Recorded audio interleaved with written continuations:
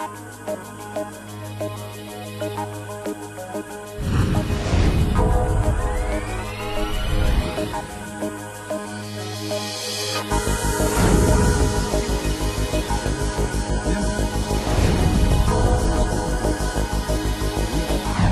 following program was recorded at RELA, the Retail Industry Leaders Association Annual Logistics Conference in Dallas. I'm pleased to welcome Editor-in-Chief of Supply Chain Brain, Russell Goodman.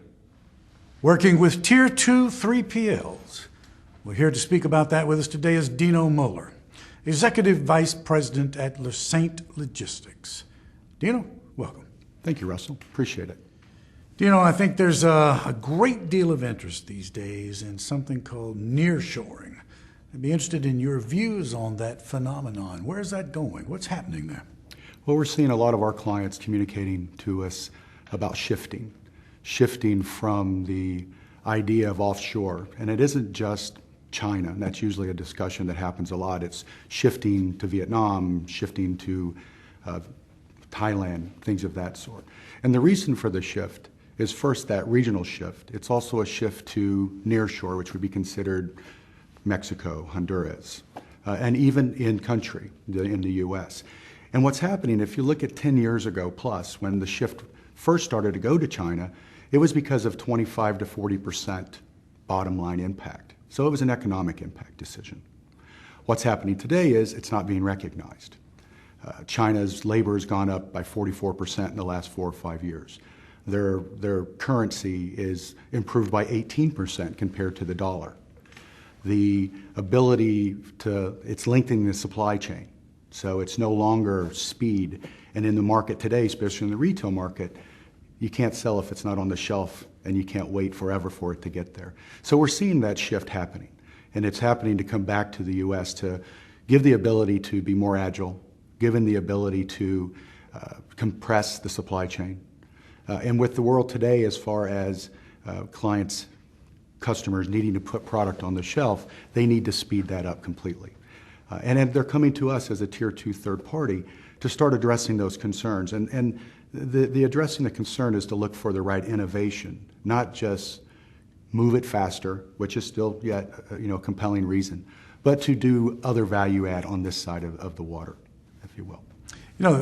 Clearly there are a number of reasons why there's excitement over nearshoring, not the least of which is some folks see a greater number of jobs being created, especially when that type of thing takes place in country, as you mentioned. But all of that aside, what is the role? Let's talk about the role of the Tier 2 3PL in nearsourcing. What can you bring to the party? Sure. Well, the Tier 2 3PL, if we can define it, and it's defined by a lot of different people differently. And historically, the Tier 1 has been the large global 3PL. The Tier 2 is really, may have a specialty, may have been born from warehousing and added capabilities like transportation, so became more full reign. But the key for us today, it's about size. It's about the ability to be agile. It's about the ability not to have just a menu of what we'll do, but to become very creative.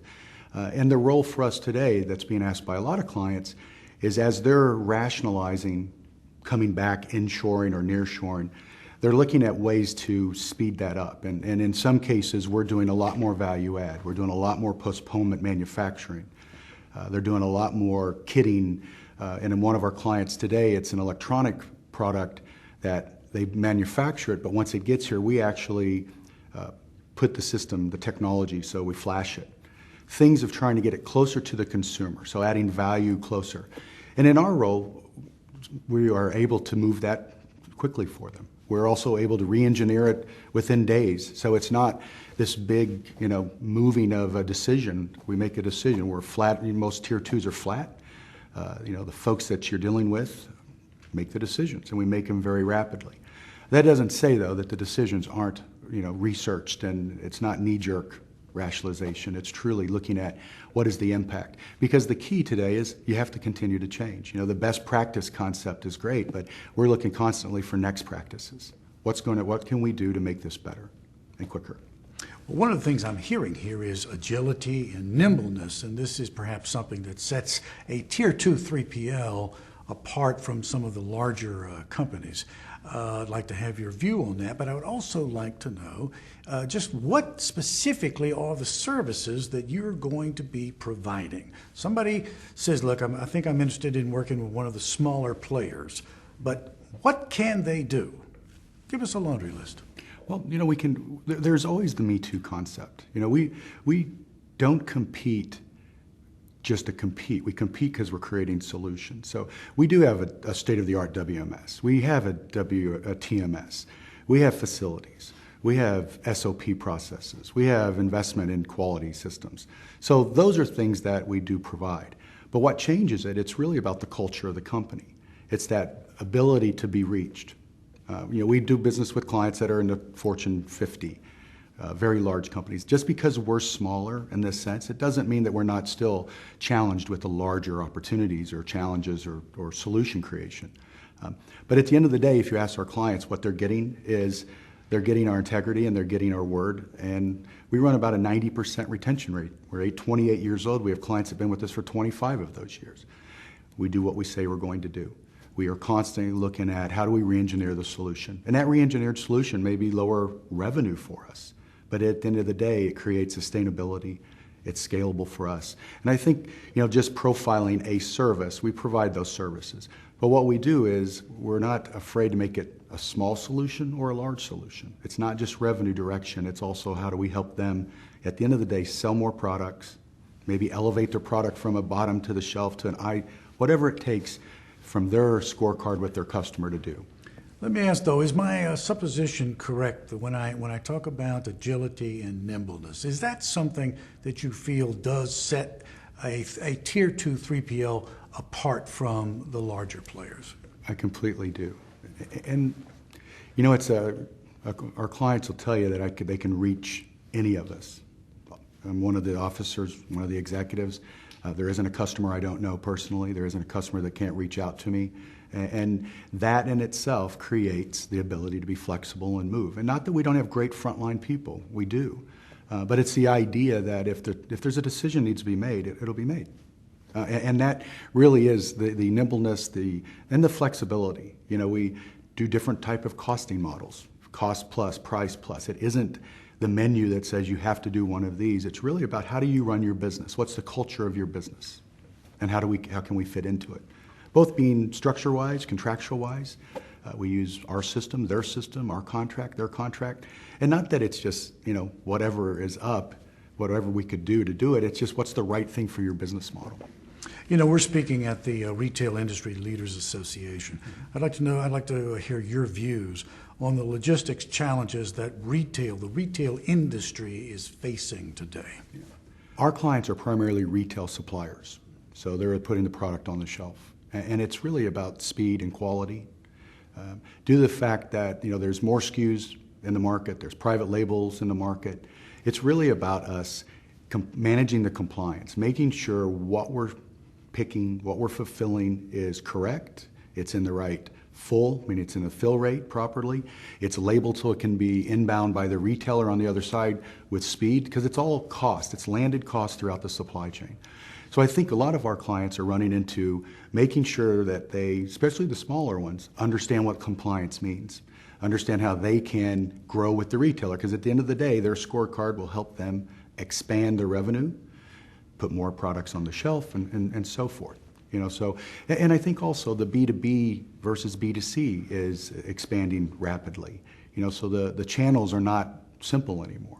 There's secondary markets, there's things of that sort. So I think the retail supplier itself and that their challenge is about making sure it's the right product per spec, it's got the right speed to get there, and it's in the correct quantity, quality, count, and so forth.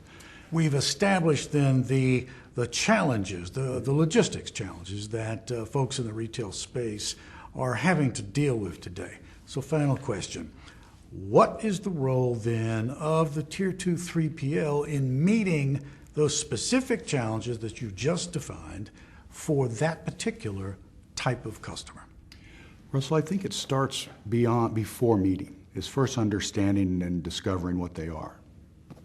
So we spend a lot of time up front in our relationships with our clients creating the expectation that we're going to talk about the problems. We're going to sign the adult contract. and make sure that we spend time understanding if it's a quarterly basis. So it's not just looking at KPIs, which will tell you what happened, and they may give you some trends for leading indicators, but it's truly looking at what's their challenges from an industry perspective. Groups like RELA, we want to make sure our clients are going there, and it's great that there's positive competition here, but at the end of the day, we want to hear what the problems are from both perspectives. And so we spend a lot of time doing that discovery before we get to the solution.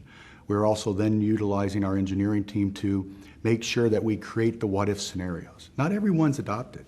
There's some that have more capital, more stress.